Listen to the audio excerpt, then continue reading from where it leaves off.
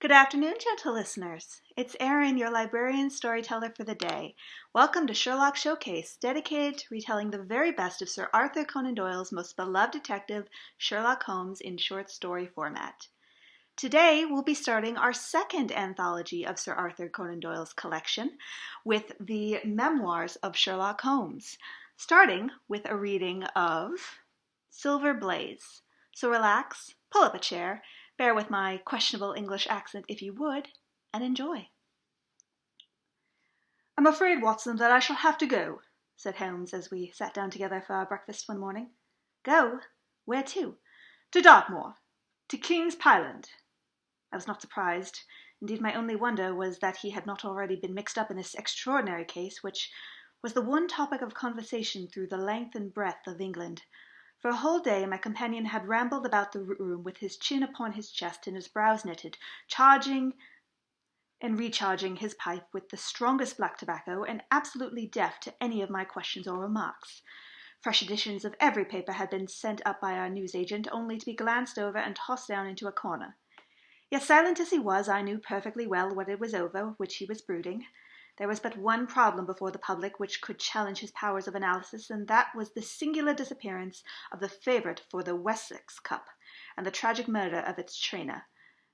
When, therefore, he suddenly announced his intention of setting out for the scene of the drama, it was only what I had both expected and hoped for. "I should be most happy to go down with you, if I should not be in the way," said I. "My dear Watson, you would confer a great favour upon me by coming, and I think that your time will not be misspent, for there are some points in this case which promise to make it an absolute unique one. We have, I think, just time to catch our train to Paddington, and I will go further into the matter upon our journey. You would oblige me by bringing with you your very excellent field-glass." As it so happened that an hour or so later I found myself in the corner of a first-class carriage, flying along en route for Exeter, while Sherlock Holmes, with his sharp, eager face framed in his ear-flapped travelling cap, dipped rapidly into the bundle of fresh papers which he had procured at Paddington. We had left reading far behind us before he thrust the last of them under the seat and offered me his cigar-case. We are going well," said he, looking out the window and glancing at his watch. Our rate at present is 53.5 miles an hour." "I have not yet observed the quarter-mile posts," said I. "Nor have I, but the telegraph posts upon this line are 60 yards apart, and the calculation is a simple one. I presume that you have already looked into the matter of the murder of John Straker and the disappearance of the Silver Blaze?"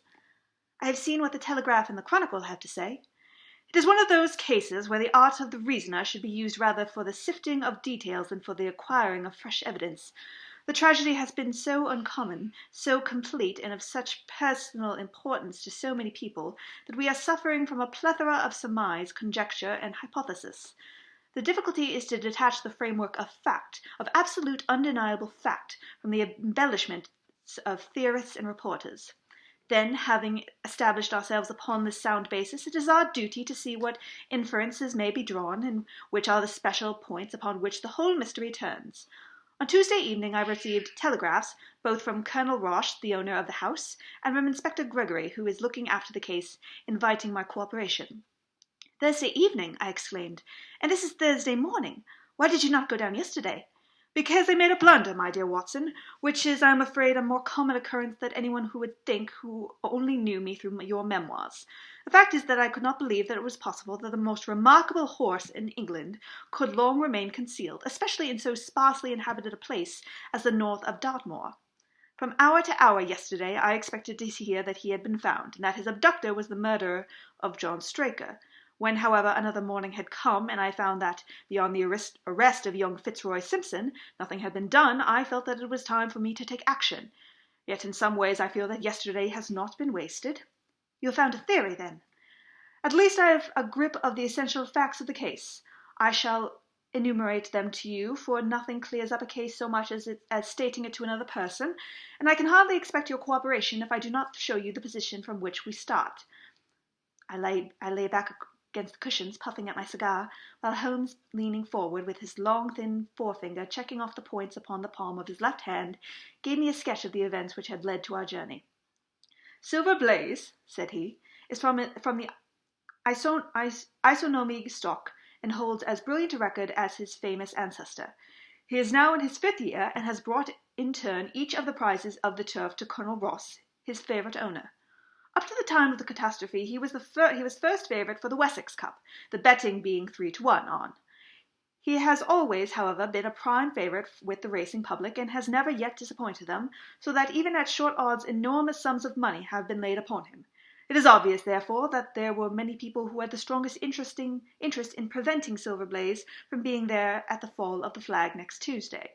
The fact was, of course, appreciated by King's Pyland, where the Colonel's training stable is situated. Every precaution was taken to guard the favourite. The trainer, John Straker, is a retired jockey who rode in Colonel Ross's colours before he became too heavy for the weighing chair. He has served the Colonel for 5 years as jockey and for 7 as trainer, and has always so shown himself to be a zealous and honest servant. Under him were 3 lads, for the establishment was a small one, containing only 4 horses in all. One of these lads sat up each night in the stable while the others slept in the loft. All 3 bore excellent characters. John Straker, who was a married man, lived in a small villa about 200 yards from the stables. He has no children, keeps 1 maidservant, and is comfortably off. The country round is very lonely, but about half a mile to the north there is a small cluster of villas which have been built by a Tavistock contractor for the use of invalids and others who may wish to enjoy the pure Dartmoor air. Tavistock itself lies 2 miles to the west, well up across the moor. Also about 2 miles distant is the larger training establishment of Capleton, which belongs to Lord Backwater and is managed by Silas Brown. In every other direction the moor is a complete wilderness, inhabited only by a few roaming gypsies. Such was the general situation last Monday night, when the catastrophe occurred. On that evening the horses had been exercising and watered as usual, and the stables were locked up at exactly 9 o'clock. 2 of the lads walked up to the trainer's house, where they had supper in the kitchen, while the third, Ned Hunter, remained on guard. After a few minutes after 9, the maid, Edith Baxter, carried down to the stables his supper, which consisted of a dish of curried mutton.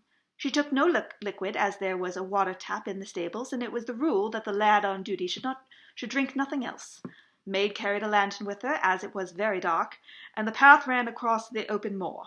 Edith Baxter was within 30 yards of the stables when a man appeared out of the darkness and called to her to stop. As he stepped into the circle of yellow light thrown by the lantern, she saw that he was a person of gentlemanly bearing, dressed in a grey suit of tweed with a cloth cap. He wore gaiters and carried a heavy stick with a knob to it. She was most impressed, however, by the extreme pallor of his face and by the nervousness of his manner. His age, she thought, would be rather over 30 than under it. "Can you tell me where I am?" he asked. "I had almost made up my mind to sleep on the moor when I saw the light of your lantern." "You are close to the King's Pyland training stables," she said. "Oh, indeed? What a stroke of luck!" he cried. "I understand that a stable boy sleeps there alone every night. Perhaps that is his supper which you are carrying to him. Now I am sure you would not be too proud to earn the price of a new dress, would you?" He took a piece of white paper folded up in his waistcoat pocket. "See that the boy has this tonight, and you shall have the prettiest frock that money can buy." She was frightened by the earnestness of his manner, and ran past him to the window through which she was accustomed to hand the meals. It was already open, and Hunter was seated at the small table inside. She had begun to tell him of what had happened, when the stranger came up again. "Good evening," said he, looking through the window. "I wanted to have a word with you." The girl had sworn that as he spoke she noticed the corner of the little paper packet protruding from his closed hand. "What business do you have here?" asked the lad. "It's business that may put something in your pocket," said the other. "You have 2 horses in for the Wessex Cup, Silver Blaze and Bayard. Let me have the straight tip, and you won't be a loser. Is it in fact that at the weights Bayard could give the other 100 yards in 5 furlongs, and that the stable have put their money on him?" "So you were one of those damn touts," cried the lad. "I'll show you how we serve them in King's Pyland." He sprang up and rushed across the stable to unloose the dog. The girl fled away to the house, but as she ran she looked back and saw that the stranger was leaning through the window. A minute later, however, when Hunter rushed out with the hound, he was gone, and though the lad ran all round the buildings, he failed to find any trace of him. "One moment," I asked. "Did the stable boy, when he ran out with the dog, leave the door unlocked behind him?" "Excellent, Watson, excellent. murmured my companion.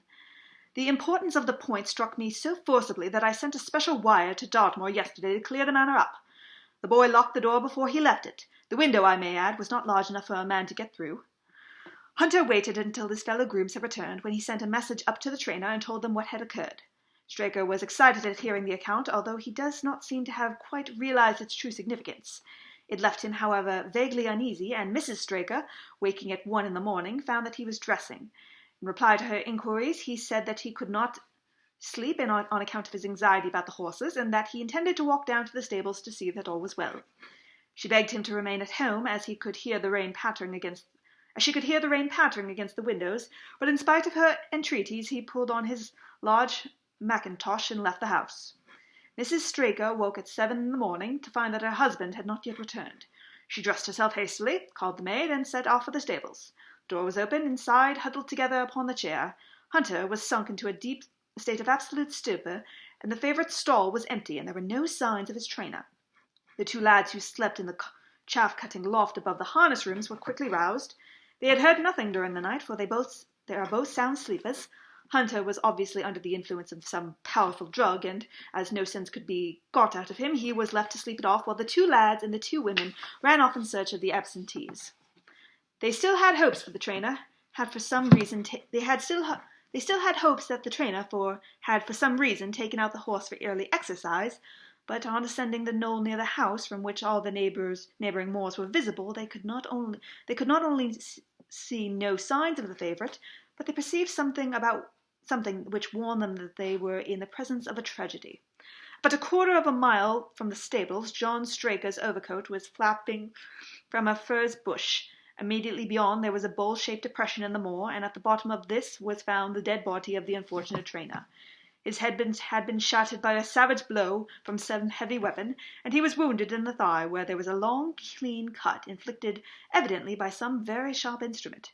It was clear, however, that Straker had defended himself vigorously against his assailants, for in his right hand he held a small knife, which was clotted with blood up to the handle, while in his left he grasped a red and black silk cravat, which was recognized by the maid as having been worn on the preceding evening by the stranger who had visited the stables. Hunter, on recovering from his stupor, was also quite positive as to the ownership of the cravat. He was equally certain that the same stranger had, while standing at the window, drugged his curried mutton, and so deprived the stables of their watchman. As to the missing horse, there were abundant proofs in the mud which lay at the bottom of the fatal hollow that he had been there at the time of the struggle, for from that moment he has disappeared, and although a large reward has been offered and all the gipsies of Dartmoor are on high alert, no news of him has come. Finally, an analysis has shown that the remains of his supper, left by the stable lad, contain an appreciable quantity of powdered opium, while the people of the house partook of the same dish on the same night without any ill effect. Those are the main facts of the case, stripped of all surmise and stated as baldly as possible. I shall now recapitulate what the police have done in the matter. Inspector Gregory, to whom the case has been committed, is an extremely competent officer. Were he but gifted with imagination, he might rise to great heights in his profession. On his arrival, he promptly found and arrested the man upon whom suspicion naturally rested. They had little difficulty in finding him, for he was thoroughly well known in the neighbourhood. His name, it appears, was Fitzroy Simpson. He was a man of excellent birth and education, who had squandered a fortune upon the turf, and who lived now by doing little quiet and genteel bookmaking in the sporting clubs of London. An examination of his betting book showed that the bets to the amount of £5,000 had been registered by him against the favourite. On being arrested, he volunteered the statement that he had come down to Dartmoor in the hope of getting some information about the King Pyland's horses, and also about Desborough, the second favourite, which was in charge of Silas Brown, as the Capleton stables. He did not attempt to deny that he had acted as described upon the evening before, but declared that he had no sinister designs, and had simply wished to obtain first-hand information. When confronted with the cravat, he turned very pale, and was utterly unable to account for its presence in the hand of a murdered man. His wet clothing shows that he had been out in the storm on the night before, and his stick, which was a Penang lawyer weighed with lead, was just such a weapon as might, by repeated blows, have inflicted the terrible injuries to which the trainer had succumbed. On the other hand, there was no wound upon his person, while the state of the Straker's knife would show that one, at least, of his assailants must bear his mark upon them. There you have it all in a nutshell, Watson, and if you can give me any light, I shall be infinitely obliged to you."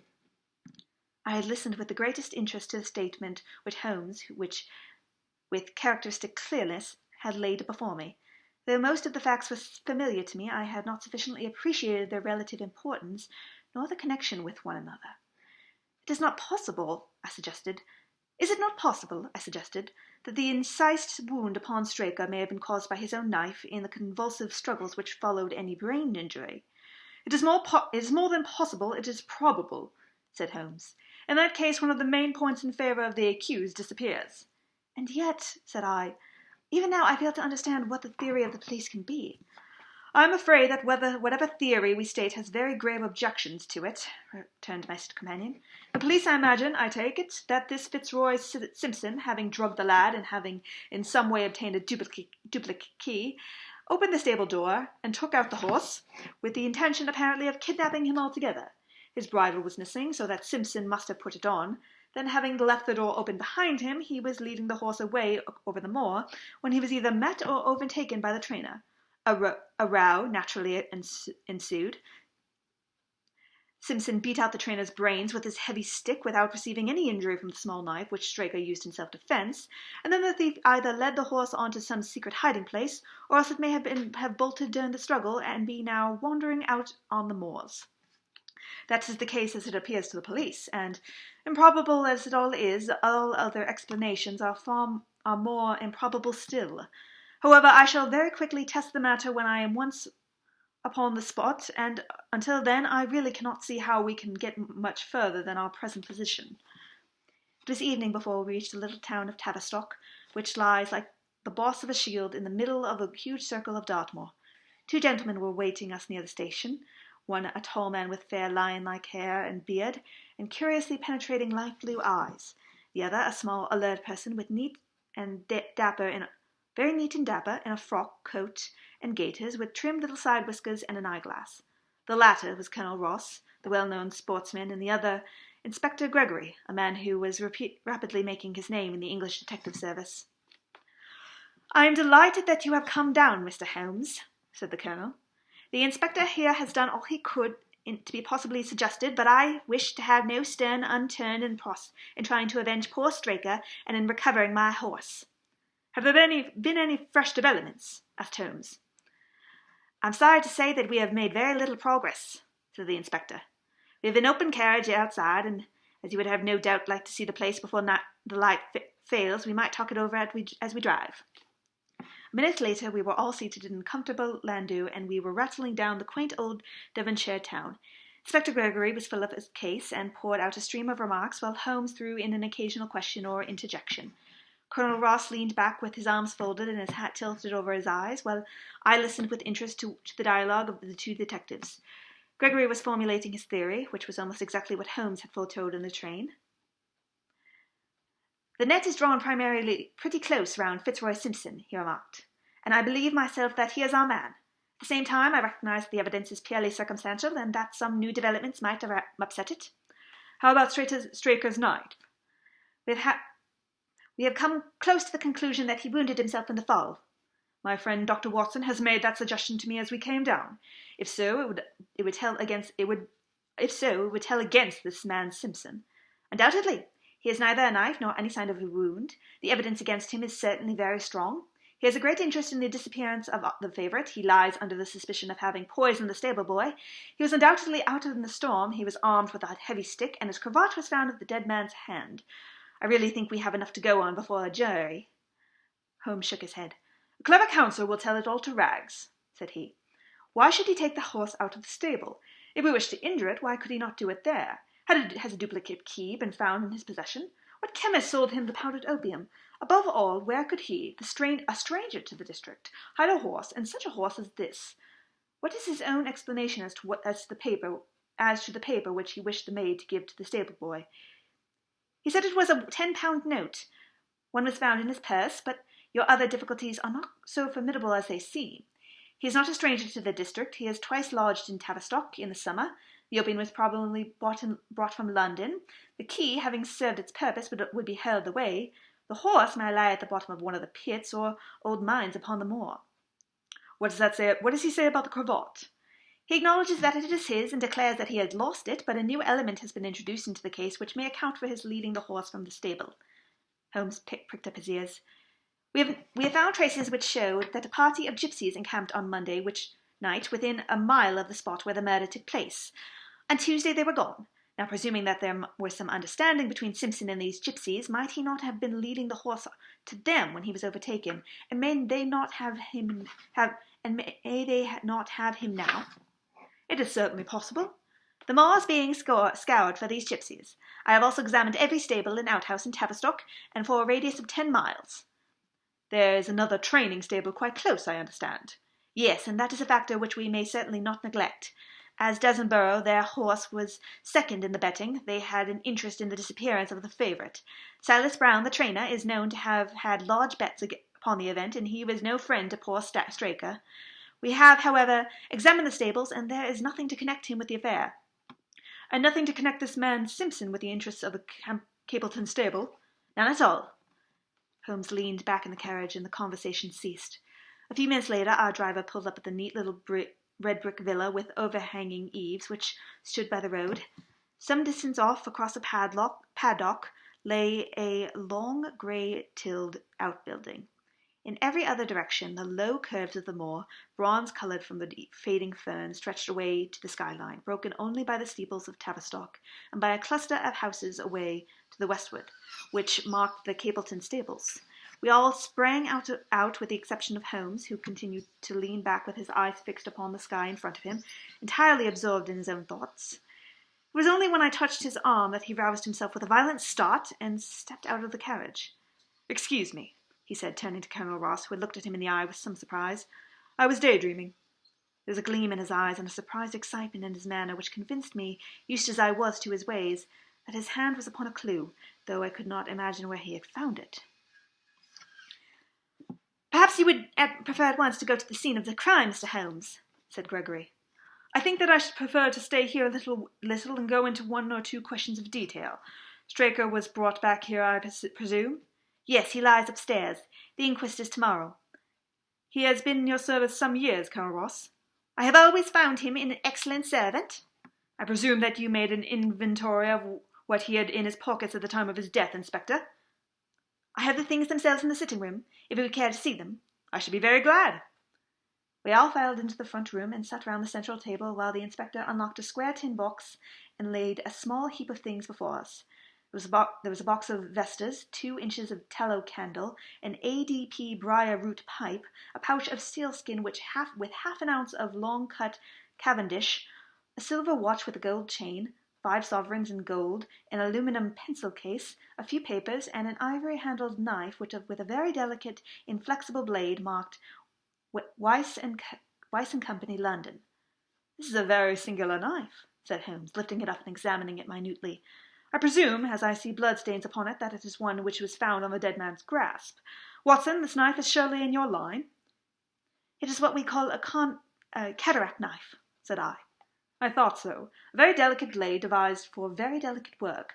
A strange thing for a man to carry with him upon a rough expedition, especially as it would not shut in his pocket." The tip was guarded by a disc of cork which we found beside his body," said the inspector. "His wife tells us that the knife had lain for some days upon the dressing-table, and that he had picked it up as he left the room. It was a poor weapon, but perhaps the best that he could lay at his hand at the very moment." "Very possible. How about these papers?" 3 of them are receipted hay dealers' accounts. One of them is a letter of instructions from Colonel Ross. This other is a miller's account for £37.15 made out to Madame Lissier of Bond Street to William Derbyshire. Mrs. Straker tells us that Derbyshire was a friend of her husband's, and that occasionally his letters were addressed here. "Madame Derbyshire has somewhat expensive tastes," remarked Holmes, glancing down the account. 22 guineas is rather heavy for a single costume. However, there appears to be nothing more here to learn, and we may now go down to the scene of the crime."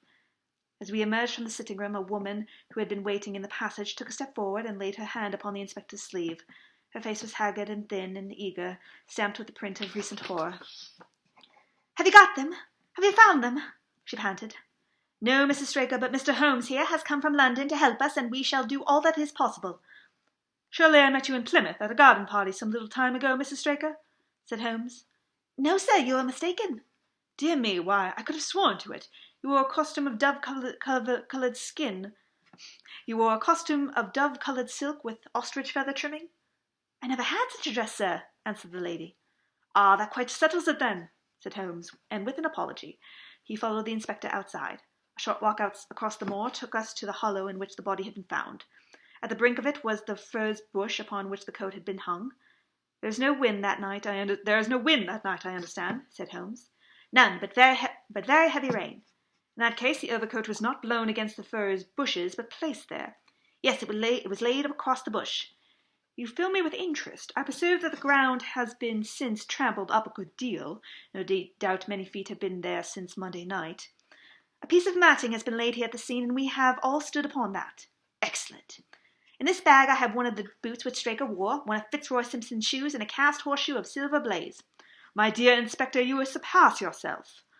Holmes took the bag, and descending into the hollow, he pushed the matting into a more central position. Then, stretching himself upon his face and leaning his chin upon his hands, he made a careful study of the trampled mud in front of him. Hello, said he, suddenly. What's this? It was a wax vesta, half burned, which was so coated with mud that it looked at first like a little chip of wood.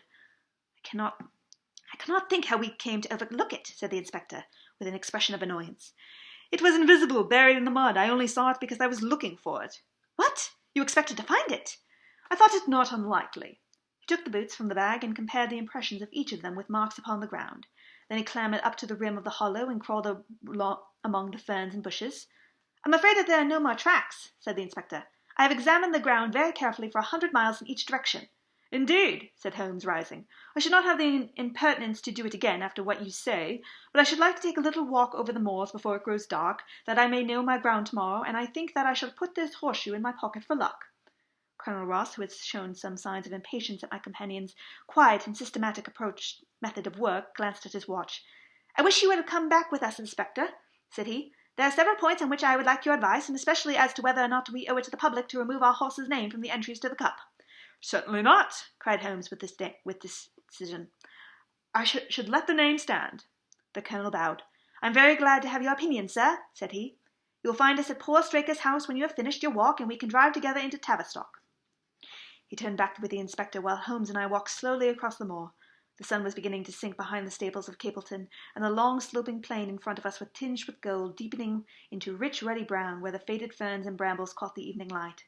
But the glories of the landscape were all wasted upon my companion, who was sunk in the deepest thought. It's this way, Watson, he said at last. We may leave the question of who killed John Straker for the instant, and confine ourselves to finding out what has become of the horse. Now, supposing that he broke away during or after the tragedy, where could he have gone to? The horse is a very gregarious creature. If left to himself, his instincts would have been either to run to King's Pyland or go over to Capleton. Why should he run wild upon the moor? He would surely have been seen by now. And why should gypsies kidnap him? These people always clear out when they hear of trouble, for they do not wish to be pestered by the police. They could not hope to sell such a horse. They would run a great risk and gain nothing by taking him. Surely that is clear. Where is he, then? I have already said that he must have gone to King's Pyland or to Capleton. He is not to King's Pyland, therefore he is at Capleton. Let us take this as a working hypothesis and see what it leads us to. This part of the moor, as the inspector remarked, is very hard and dry, but it falls away towards Capleton, and you can see from here that there is a long hollow over yonder, which must have been very wet here on Monday night. If our supposition is correct, then the horse must have crossed that, and there is the point where we should look for his tracks. We had been walking briskly during this conversation, and a few more minutes brought us to the hollow in question. At Holmes' request, I walked down the bank to the right, and he to the left, but I had not taken 50 paces before I heard him give a shout, and saw him waving his hand to me. The track of a horse was plainly outlined in the soft earth in front of him, and the shoe which he took from his pocket fitted exactly the impression. See the value of imagination, said Holmes. It is the one quality which Gregory lacks. We imagined what might have happened, acted upon the supposition, and found ourselves justified. Let us proceed. We crossed the marshy bottom and passed over a quarter of a mile on dry, hard turf. Again the ground sloped, and again we came up on the tracks. Then we lost them for half a mile, but only to pick them up once more, quite close to Capleton. It was Holmes who saw them first, and he stood pointing with a look of triumph on his face. A man's tracks was visible beside the horses. The horse was alone before, I cried. Quite so. It was alone before. Hello, what's this? The double track turned sharp off and took the direction of King's Pyland. Holmes whistled, and we both followed along after it. His eyes were on the trail, but I happened to look a little to one side and saw to my surprise the same tracks coming back again to the opposite direction. One for you, Watson, said Holmes when I pointed it out. You have saved us a long walk which would have brought us back to our own traces. Let us follow the return track. We had not to go far. It ended at the pavings of asphalt which led to the gates of the Capleton stables. As we approached, a groom ran out from them. We don't want any loiters around here, said he. I only wish to ask a question, said Holmes, with his finger and thumb in his waistcoat pocket. Should I be too early to see your master, Mr. Silas Brown, if I were to call at 5 o'clock tomorrow morning? Bless you, sir, if anyone is about he will be, for he is always the first stirring.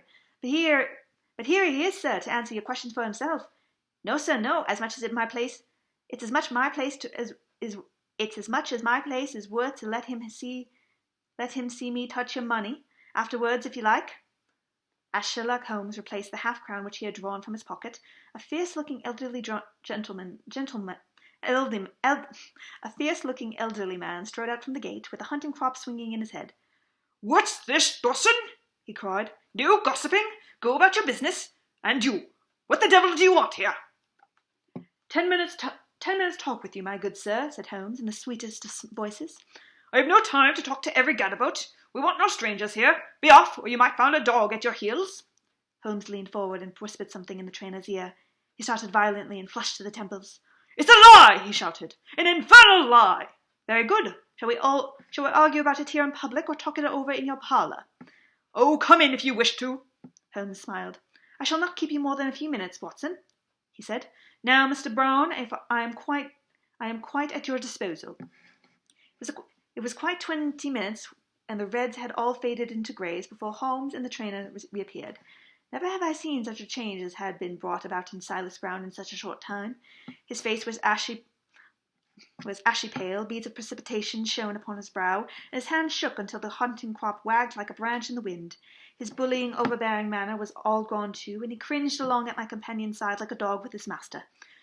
"Your instruction will be done. It shall all be done," said he. "There must be no mistake," said Holmes, looking round at him. The other winced as he read the menace in his eyes. "Oh, no, there shall be no mistake. It shall be here. Should I change it first or not?" Holmes thought a little and then burst out laughing. "No, don't," said he. "I shall write to you about it. No tricks now, or... Oh, you can trust me, you can trust me. You must see to it on the day as if it were your own." "You can rely on me." "Yes, I think I can. Well, you shall hear from me tomorrow." He turned upon his heel, disregarding the trembling hand which the other held out to him, and we set off for King's Pyland. "A more perfect compound of the bully, coward, and sneak than Mr. Silas Brown I have seldom met with," remarked Holmes as we trudged along together. He has the horse, then?" "He tried to bluster out of it, but I described it to him so exactly what his actions had been upon that morning that he is convinced that I was watching him. Of course you observe the peculiarly square toes in the impression that his own boots exactly correspond to them. Again, of course, no subordinate would have dared to have done such a thing. I described to him how when, according to his custom, he was now the first down, he perceived a strange horse wandering over the moor, how he went out to it, and his astonishment at recognizing from the white forehead which has given the favourite his name, that chance had put in his power the only horse which could beat the one upon which he had put his money. Then I described how his first impulse had been to lead him back to King's Pyland, and how the devil had shown him how he could hide the horse until the race was over, and how he had led it back and concealed it at Capleton. When I told him every detail, he gave it up, and thought only of saving his own skin. But his stables had been searched. Oh, an old horse-faker like him has many a dodge. But are you not afraid to leave the horse in his power now, since he had every interest of injuring it? My dear fellow, he will guard it as the apple of his eye. He knows that his only hope of mercy is to produce it safe." Colonel Ross did not impress me as a man who would be likely to show much mercy in any case. The matter does not rest with Colonel Ross. I follow my own methods and tell as much or as little as I choose. That is the advantage of being unofficial. I don't know whether you have observed it, Watson, but the Colonel's manner has been just a trifle cavalier to me. I am inclined now to have a little amusement at his expense. Say nothing to him about the horse." "Certainly not without your permission. And of course this is all quite minor case compared with the question of who killed John Straker." "And you will devote yourself to that?" "On the contrary, we both go back to London by the night train." I was thunderstruck by my friend's words. We had only been a few hours in Devonshire, and that he should give up an investigation which he had begun so brilliantly was quite incomprehensible to me. Not a word more could I draw from him until we were back at the trainer's house. The Colonel and the Inspector were awaiting us in the parlour. "My friend and I returned to town by the midnight express," said Holmes. "We have had a charming little breath of your beautiful Dartmoor air." The Inspector opened his eyes, and the Colonel's lips curled to a sneer. So you despair of arresting the poor murderer of poor Straker," said he. Holmes shrugged his shoulders. "There are certainly grave difficulties in the way," said he. "I have every hope, however, that your horse might start upon Tuesday, and I beg that you will have your jockey in readiness. Might I ask for a photograph of Mr. John Straker?" The Inspector took one out from his envelope in his pocket and handed it to him. "My dear Gregory, you anticipate all my wants. If I might ask you to wait here for an instant, I have a question which I would like to put to the maid." "I must say that I am rather disappointed in our London consultant," said Colonel Ross bluntly as my friend left the room. "I do not see that we are any further than when he came." "At least you have his assurance that your horse will run," said I. "Yes, I have his assurance," said the Colonel with a shrug of his shoulders. "I should prefer to have the horse." I was about to make some reply in defence to my friend when he entered the room again. "Now, gentlemen," said he, "I am quite ready for Tavistock." As we stepped into the carriage, one of the stable lads held the door open for us. A sudden idea seemed to occur to Holmes, for he leaned forward and touched the lad upon his sleeve. "You have a few sheep in the padlock," he said. "Who attends to them?" "I do, sir." "Have you noticed anything amiss with them late?" "Well, no, not of much account, but 3 of them have gone lame, sir." I could see that Holmes was extremely pleased, for he chuckled and rubbed his hands together. "A long shot, Watson, a very long shot," he said, pinching my arm. "Gregory, let me recommend your attention this singular epidemic among the sheep. Drive on, coachman." Colonel Ross still wore an expression which showed the poor opinion which he had formed upon my companion's ability, but I saw by the inspector's face that his attention had been keenly aroused. "You consider this to be important?" he asked. "Exceedingly so." "Is there any other point to which you would like to draw to my attention?" "To the curious incident of the dog in the night time." "The dog did nothing in the night time." "That was the curious incident," remarked Sherlock Holmes. 4 days later, Holmes and I were again in the train bound for Winchester to see the race for the Wessex Cup. Colonel Ross met with us by appointment outside the station, and we drove in his drag to the course beyond the town. His face was grave, and his manner was cold in the extreme. I have seen nothing of my horse," said he. "I suppose that you would know him when you saw him?" asked Holmes. The Colonel was very angry. "I have been on the turf for 20 years, and was never asked such a question as that before," said he. "A child would know Silver Blaze with his white forehead and his mottled-off foreleg." "How was the betting?" "Well, that is the curious part of it. You could have got 15 to 1 yesterday, but the price has become shorter and shorter until you can hardly get 3 to 1 now." Said Holmes. "Somebody knows something, that is clear." As the drag drew up to the enclosure near the grandstand, I glanced at the card to see the entries. It ran, "Wessex Plate, 50 sovereigns, each 100 feet, with 1,000 sovereigns added for 4 and 5-year-olds.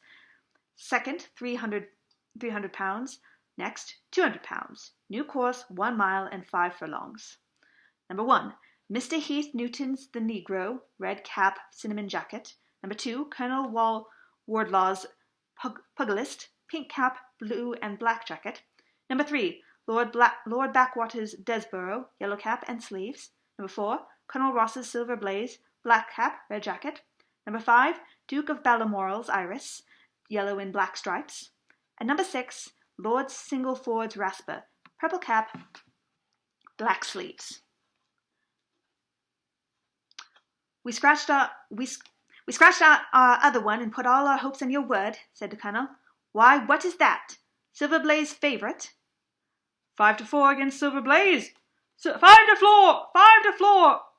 5 to 4 against Silver Blaze, roared the ring.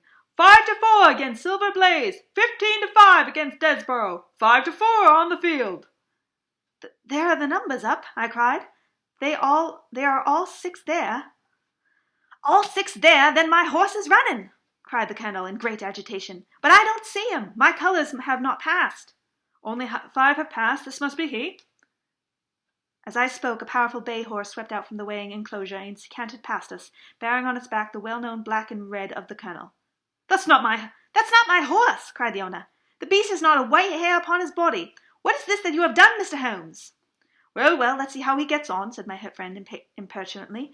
For a few minutes he gazed through the field-glass. "Capital! An excellent start!" he cried suddenly. "There they are, coming round the curve."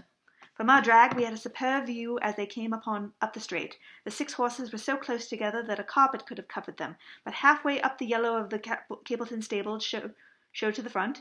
Before they reached us, however, Desborough's bolt was shot, and the Colonel's horse, coming away with a rush, passed the post a good 6 lengths before its rival, the Duke of Balmoral's Iris, making a bad third. "It's my race, anyway," gasped the Colonel, passing his hand over his eyes. "I confess that I can make neither head nor tail of it. Don't you think that you have kept up your mystery long enough, Mr. Holmes?" "Certainly, Colonel. You shall know everything. Let us all go round and have a look at the horse together. Here he is," he continued, as we made our way into the weighing enclosure, where only owners and their friends find admittance. "You have only to wash his face and his leg in spirits of wine, and you will find that he is the same old Silverblaze as ever." "You take my breath away." "I found him in the hands of a faker, and took the liberty of running him just as he was sent over." "My dear sir, you have done wonders. The horse looks very fit and well. It never went better in his life. I owe you 1,000 apologies for having doubted your ability. You have done me a great service by recovering my horse. You would do me a greater still if you could lay your hands on the murder of John Straker." "I have done so," said Holmes quietly. The Colonel and I stared at him in amazement. You have got him! Where is he then?" "He is here." "Here? Where?" "In my company, at the present moment." The Colonel flushed angrily. "I quite recognize that I am under obligations to you, Mr. Holmes," said he, "but I must regard what you have said as either a very bad joke or an insult." Sherlock Holmes laughed. "I assure you that I have not associated you with the crime, Colonel," said he. "The real murderer is standing immediately behind you."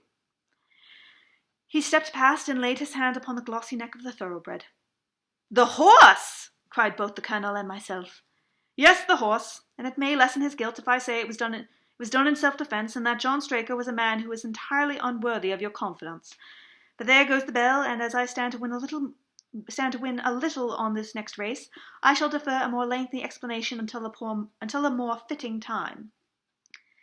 We had the corner of a Pullman car to ourselves that evening. As we whirled back to London, I fancy that the journey was a short one to Colonel Ross, as well as to myself, as we listened to our companion's narrative of the events which had occurred at the Dartmoor training stables upon that Monday night, and the means by which he had unravelled them.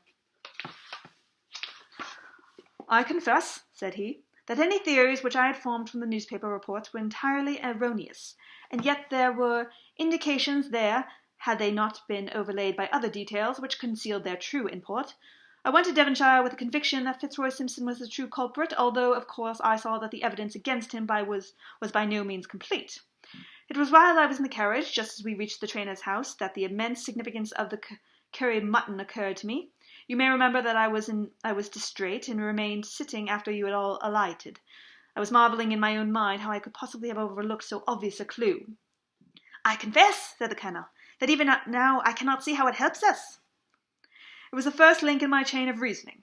Powdered opium is by no means tasteless. The flavour is not disagreeable, but it is perceptible. Were it mixed with any ordinary dish, the eater would undoubtedly detect it, and would probably eat no more. Our curry was exactly the medium which would disguise this taste.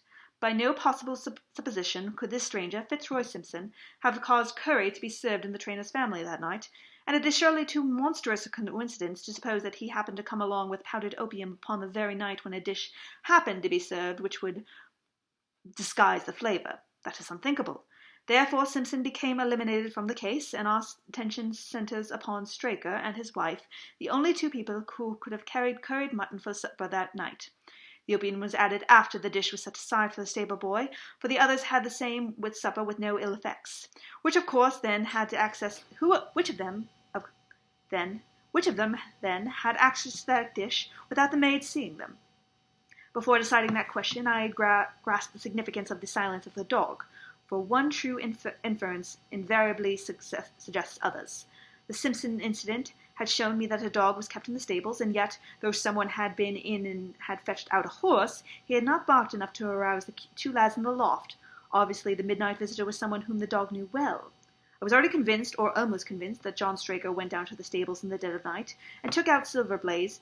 For what purpose? For a dishonest one, obviously, or why should he drug his own stable boy? And yet I was at a loss as to why. There have been cases before now where trainers have made great sums of money by laying against their own horses through agents and then prevented them from winning by fraud. Sometimes it is a pulling jockey, sometimes it is some sure and subtler means. What was it here? I hoped that the contents of his pockets might have helped me form a conclusion. And they did so. You cannot have forgotten the singular knife which was found in the dead man's hand, a knife which was certainly no sane man would choose for a weapon. It was, as Dr. Watson told us, a form of knife which is used for the most delicate operations known in surgery. And it was to be used for a delicate operation that night. You must know, with your wide experience of turf matters, Colonel Ross, that it is possible to make a slight nick upon the tendons of a horse's ham, and to do it subconscientiously as to leave absolutely no trace.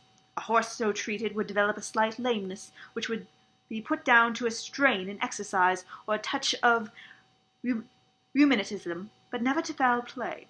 "Villain! Scoundrel!" cried the Colonel. "We have here the explanation of why John Straker would wish to take the horse out into the moor. So spirited a creature would have certainly roused the soundest of sleepers when it felt the prick of the knife. It was absolutely necessary to do it in the open air." "I have been blind!" cried the Colonel. "Of course that was why he needed the candle, and struck the match." "Undoubtedly. But in examining his belongings, I was fortunate enough to discover not only the method of the crime, but even its motives. As a man of the world, Colonel, you know that men do not carry other people's bills around in their pockets. We have most of us quite enough to do to settle our own. I at once concluded that the Straker was leading a double life, and keeping a second establishment. The nature of the bill showed that there was a lady in the case, and one who had expensive tastes. Liberal as you are with your servants, one hardly expects that they can buy 20 guineas walking dresses for their women. I questioned Mrs. Straker as to the dress without her knowing it, and having satisfied myself that it had never reached her, I made a note of the milliner's address, and felt that by calling there with Straker's photograph, I could easily dispose of the mythical Devonshire. From that time on, all was plain. Straker had led out the horse to a hollow where his light would be invisible. Simpson in his flight had dropped his cravat, and Straker had picked it up with some idea, perhaps that he might use it in securing the horse's leg. Once in the hollow, he had got behind the horse and had struck a light, but the creature, frightened by the sudden glare, and with the strange instinct of animals feeling that some mischief was intended, had lashed out, and the steel shoe had struck Straker full on the forehead. He had already, in spite of this rain, taken off his overcoat in order to do his delicate task, and so, as he fell, his knife gnashed his thigh. Do I make myself clear? "Wonderful!" cried the Colonel. "Wonderful! You might have been there." My final shot was, I confess, a very long one. It struck me that so astute a man as Straker would not undertake this delicate tendon nicking without a little practice. What could he practice on? My eyes fell upon the sheep, and I asked a question which, rather to my surprise, showed that my surmise was correct. When I returned to London, I called upon the milliner, who had recognized Straker as an excellent customer of the name of Derbyshire, who had a very dashing wife with a strong personality for expensive dresses. I have no doubt that this woman had plunged him over his head and ears in debt, and so led him into this miserable plot. "You explained all but one thing," cried the Colonel. "Where was the horse?" "Ah, it bolted. It was cared for by one of your neighbours. We must have an amnesty in that direction, I think. This is Capleton Junction, if I am not mistaken, and we shall be in Victoria in less than 10 minutes. If you care to smoke a cigar in our rooms, Colonel, I shall be happy to give you any other details which might interest you." That's all for today, dear listeners, gentle listeners. Please join in again next time for the next in our grand anthology. Have a wonderful day, be well, and I'll see you soon. Bye.